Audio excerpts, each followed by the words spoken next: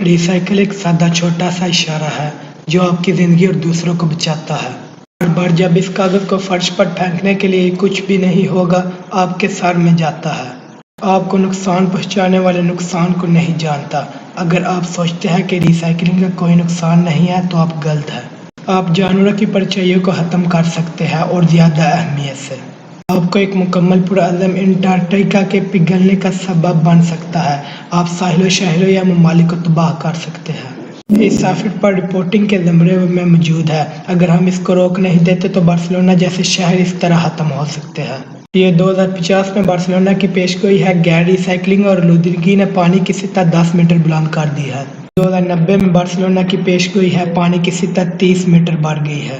लिहाजा हर बार जब आप रिसाइकिल नहीं करते हैं तो हर दफ़ा तुम फर्श पर रद्दी की टुकड़ी फेंक देते हो। 2 बार सोचते रहा करो।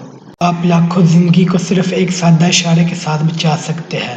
आखिर में एक बार फिर नारा कह रहे हैं, मैंने एक टायर रिसाइकिल के साथ। अगर तुम मुझसे गंदगी करने लगे हो, मुझे रिसाइकिल करें।